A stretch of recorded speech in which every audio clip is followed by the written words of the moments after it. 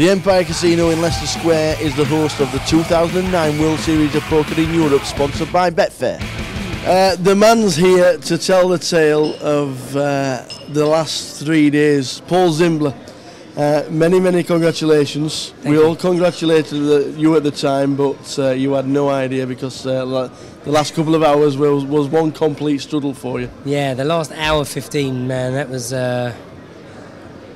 I just can't believe I forgot to take like sugar and drink Red Bull, and I didn't really want caffeine in my body at the start, so I kept all caffeine out. Right. I had a couple of double espressos that morning, before the third morning, the fourth morning, I don't even know.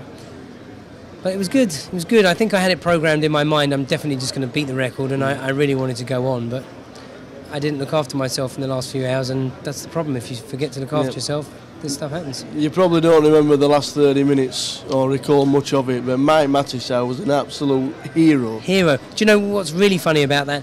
I woke up this morning and my brother was there next to me, and I said, Lou, man, I've just had the most craziest dreams. I said, you wouldn't even understand, but I was doing star jumps with Mike Mattisau. He looked at me and went, Paul, that's what happened. I was like, no. I said, I was like crying everywhere because I was an emotional wreck. And he went, Paul, yeah. I was like, oh no, it's going to be so bad. But it was difficult. I remember my brother talking a lot of things in my ear, and when you think you're normal and you're doing everything right, and people are telling you you're not, it's very hard. But my brother was my rock, man. He's been my rock my whole life, and he got me through this. And Mike Mattisau helped me at the end, and he'd just come off a losing session and a long losing session online for a lot of money and a lot of time, and he put in 2 hours with me and didn't need to. And I remember in my dream he's shouting, "How the hell are you falling asleep, kid? I'm right here shouting at you." This is in my ear while I'm sleeping, and then this obviously all happened. And apparently I did 19.5 press-ups or something, and somebody bet me for 1,000 I couldn't do 20, and I'd like to know who that person is, because if I did 19.5 and he didn't put £1,000 in that bucket, I'm going to go find him and get it.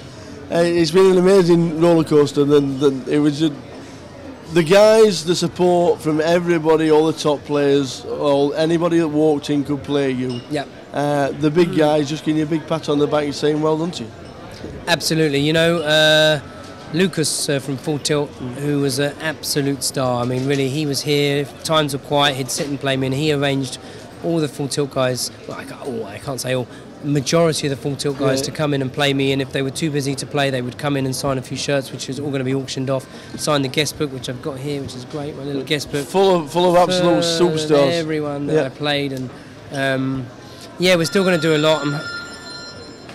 Is that my mum? No, it's Lucas. There you go. Now that is what I'm talking about. You speak of the devil, and there he is. He phones you up. I'm just doing an interview, Lucas. I'll call you back.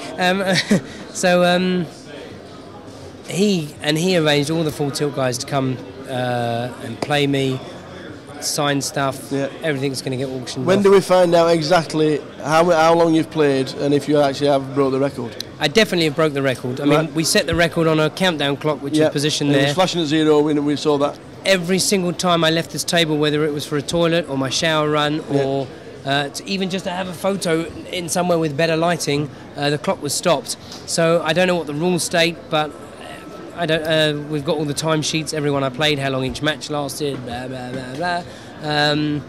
I don't even care about the record, That's just... To be honest, I've stayed up longer playing. Okay, I've gone to a restaurant, had dinner. The boring part is sitting right here, non-stop. Yeah. It's an achievement, but it doesn't mean anything. Someone's going to do it next year. Someone's going to go 75 hours the year after. Someone's going to go 80. Couple of final questions. Yes. Would you do it again? If I had more time to prepare and could arrange sponsorship knowing I could raise significant funds of money, then yes. And would you recommend it to anybody out there? No. It was fun. I tell you what, the truth is the hardest part was sitting right here between 5 a.m. and 11 a.m. every day. The lights are bright now, there's people here, there's a buzz. When people turned up in the morning, I was great. But sitting here when the lights are down, there's no music, there's no nothing. If I was in Vegas, stuck in the middle of a casino where it's lively 24/7, I'd have carried on. I'd have got through it. Well, Paul Zimbler, world record holder, sounds absolutely fantastic to us. Great achievement. Well done, mate. Thanks you for all your support as well, and put a thread up there. And listen, I know it's cheeky, but the truth is, if every single person that reads that thread, if they go onto my site, and even if they can just donate £10, all those people, those extra people, we really want to get to £50,000. That would be amazing, considering at the beginning they wanted to raise 5,000 and I said let's get it to 50. Yeah. Just Giving, www.justgiving.com/Paul-Zimbler0. Every little bit helps, man. If you've only got £1 you can put on, if you've got £5, if you're feeling generous and you want to put £50, £100, whatever you want to do, it all helps. Please help me get there. Thank you. Paul Zimbler, nice one. Thanks very much. Well done.